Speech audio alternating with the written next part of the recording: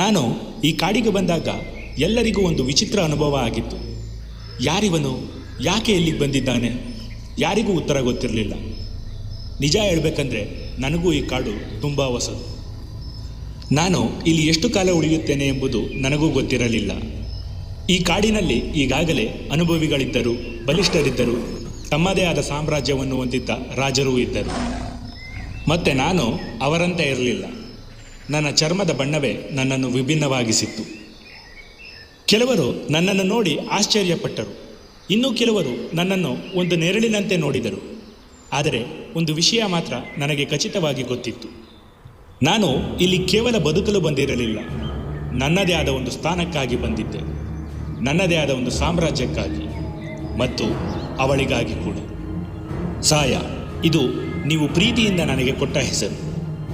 ಮತ್ತು ಇಂದು ನಾನು ನಿಮಗೆ ನನ್ನ ಕತೆ ಹೇಳ್ತೇನೆ. ಇದು ಕರ್ನಾಟಕದ HD ಕೋಟೆ ತಾಲೂಕಿನ ಕಬಿನಿ ಅರಣ್ಯ ಪ್ರದೇಶ, ನಾಗರಹೊಳೆಯ ಹೃದಯ ಭಾಗ. 2014-15 ಸುಮಾರಿಗೆ ನಾನು ಮೊದಲ ಬಾರಿಗೆ ಈ ದಟ್ಟ ಅರಣ್ಯದ ನಡುವಿನಿಂದ ಹೊರಬಂದಾಗ ಇಡೀ ವನ್ಯಜೀವಿ ಲೋಕವೇ ಒಂದು ಕ್ಷಣ ಸ್ತಬ್ಧವಾಗಿತ್ತು. ನಿಮ್ಮ ವಿಜ್ಞಾನದ ಪ್ರಕಾರ ನನ್ನ ದೇಹದಲ್ಲಿ ಮೆಲನಿನ್ ಎಂಬ ವರ್ಣದ್ರವ್ಯ ಹೆಚ್ಚಾಗಿದ್ದರಿಂದ ನಾನು ಹೀಗಿದ್ದೇನೆ. ನೀವು ಇದನ್ನು ಮೆಲನಿಸಮ್ ಎಂಬ ತಳಿಶಾಸ್ತ್ರದ ರೂಪಾಂತರ ಎನ್ನುತ್ತೀರಾ. ಕೆಲವರು ನನ್ನನ್ನು ಒಂದು ಪ್ರತ್ಯೇಕ ತಳಿ ಅಂದುಕೊಂಡಿದ್ದರು. ಆದರೆ ಹತ್ತಿರ ಬಂದು ನೋಡಿದರೆ ಗೊತ್ತಾಗುತ್ತದೆ, ನನ್ನ ಈ ಕಪ್ಪು ಚರ್ಮದ ಮೇಲೂ ನನ್ನದೇ ಆದ ವಿಶಿಷ್ಟವಾದ ಚುಕ್ಕೆಗಳು ಸಾಮ್ರಾಜ್ಯವಿದೆ ಅಂತ. ಸಾಮಾನ್ಯ ಚಿರತೆಗಳಾದ ನನ್ನ ಸಹೋದರರಿಗೆ ಅವರ ಚುಕ್ಕೆಗಳು ಹಗಲಿನ ಬೆಳಕಿನಲ್ಲಿ ಅಡಗಿಕೊಳ್ಳಲು ಸಹಾಯ ಮಾಡುತ್ತವೆ. ಆದರೆ ನನ್ನ ಬದುಕು ಬೇರೆಯದ್ದೇ ಆಗಿತ್ತು. ದಟ್ಟವಾದ ನೆರಳು ಮತ್ತು ಕಡಿಮೆ ಬೆಳಕಿನ ಪ್ರದೇಶಗಳು ನನ್ನ ಕೋಟೆಯಾದವು. ಹಗಲಿಗಿಂತ ರಾತ್ರಿಯ ಕತ್ತಲೆ ನನಗೆ ಹೆಚ್ಚು ಶಕ್ತಿ ನೀಡಿತು. ಕತ್ತಲೆಯ ಹೊದಿಕೆಯನ್ನು ಒದ್ದು ನಾನು ಕಾಡಿನ ಅತ್ಯಂತ ನಿಗೂಢ ಬೇಟೆಗಾರನಾಗಿ ರೂಪುಗೊಂಡೆ. ಕಬಿನಿಯ ಪ್ರತಿಯೊಂದು ನೆರಳಿನಲ್ಲೂ ನಾನು ಅಡಗಿದ್ದೆ.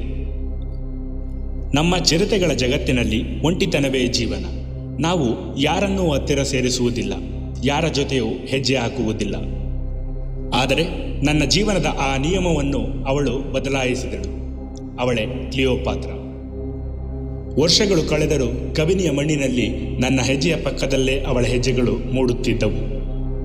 ಅದು ಕೇವಲ ಸಹಬಾಳ್ವೆಯೋ ಅಥವಾ ಪ್ರಕೃತಿಯೇ ನಮಗಾಗಿ ಬರೆದ ಪ್ರೇಮ ಕಾವ್ಯವೋ ಎಂಬ ಪ್ರಶ್ನೆಗೆ ಉತ್ತರ ಇಂದಿಗೂ ಕಾಡಿನ ಮೌನದಲ್ಲೇ ಅಡಗಿದೆ. ನಮ್ಮ ಈ ಜೋಡಿ ಕಬಿನಿಯ ಇತಿಹಾಸದಲ್ಲಿ ಒಂದು ಅಳಿಸಲಾಗದ ಗುರುತು ಮೂಡಿಸಿತು.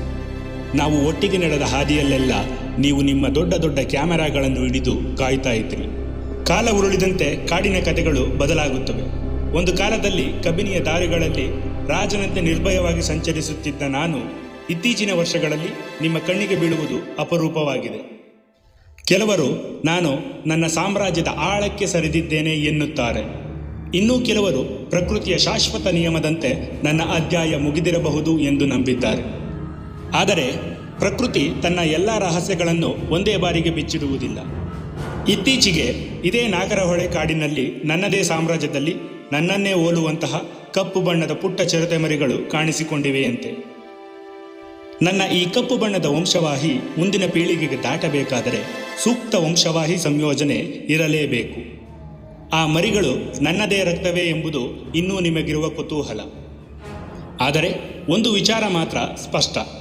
ನಾನು ನಿಮ್ಮ ಕಣ್ಣಿಗೆ ಕಾಣಿಸದೇ ಇರಬಹುದು, ಆದರೆ ನಾನು ಪ್ರತಿನಿಧಿಸಿದ ಆ ಅಪರೂಪದ ಕಪ್ಪು ನೆರಳು ಇಂದಿಗೂ ಕಬಿನಿಯ ಕಾಡುಗಳಲ್ಲಿ ಜೀವಂತವಾಗಿದೆ. ಬಹುಶಃ ಅದಕ್ಕಾಗಿಯೇ ಇಂದಿಗೂ ಕಬಿನಿಯ ದಟ್ಟವಾದ ಅರಣ್ಯದ ನಡುವೆ ಯಾವುದಾದರೂ ಕಪ್ಪು ಆಕೃತಿ ಚಲಿಸಿದರೆ ಜನರ ಮನಸ್ಸಿನಲ್ಲಿ ಮೊದಲು ಮೂಡುವ ಹೆಸರು ಒಂದೇ, ಸಾಯ. ನಾನು ಈ ಕಾಡಿಗೆ ಬಂದಾಗ ಒಂದು ಸ್ಥಾನವನ್ನು ಹುಡುಕುತ್ತಿದ್ದೆ, ಒಂದು ಸಾಮ್ರಾಜ್ಯವನ್ನು ಹುಡುಕುತ್ತಿದ್ದೆ ಮತ್ತು ಅವಳನ್ನು ಕಂಡುಕೊಂಡೆ. ಈ ಕಾಡಿನಲ್ಲಿ ನಾನು ಹೋರಾಡಿದ್ದೇನೆ, ಗಾಯಗೊಂಡಿದ್ದೇನೆ, ಗೆದ್ದಿದ್ದೇನೆ, ಸೋತಿದ್ದೇನೆ. ಆದರೆ ವರ್ಷಗಳು ನನಗೆ ಒಂದು ಸತ್ಯವನ್ನು ಕಲಿಸಿವೆ. ಕಾಡು ಯಾರೊಬ್ಬರದ್ದೂ ಅಲ್ಲ, ಇದು ಆನೆಗಳದ್ದು, ಹುಲಿಗಳದ್ದು, ಕಾಡು ನಾಯಿಗಳದ್ದು, ಜಿಂಕೆಗಳದ್ದು ಮತ್ತು ಇಲ್ಲಿ ಜೀವಿಸುವ ಪ್ರತಿಯೊಂದು ಜೀವಿಗಳದ್ದು. ನಾನು ಈ ಕಬಿನಿಯ ಕಥೆಯ ಒಂದು ಭಾಗ ಮಾತ್ರ, ಏಕೆಂದರೆ ನನ್ನ ನಂತರವೂ ಈ ಕಾಡು ಉಸಿರಾಡುತ್ತಲೇ ಇರುತ್ತದೆ. ಅದೇ ಕಾನನದ ಮೌನದ ಹಾದಿಯ ಹೆಜ್ಜೆ ಗುರುತುಗಳೊಂದಿಗೆ, ಎಂದೂ ಕೇಳರಿಯದ ವಿಸ್ಮಯ ಕಥನಗಳೊಂದಿಗೆ, ಇತಿಹಾಸದ ಪುಟಗಳಲ್ಲಿ ಅಚ್ಚೊತ್ತಿದ ಮಹಾಕಾವ್ಯಗಳೊಂದಿಗೆ ಮರಳಿ ಸಿಗೋಣ. ಅರಣ್ಯದ ಒಡಲಾಳದ ಮತ್ತೊಂದು ಜೀವದ ಜೀವನಗಾಥೆಯೊಂದಿಗೆ.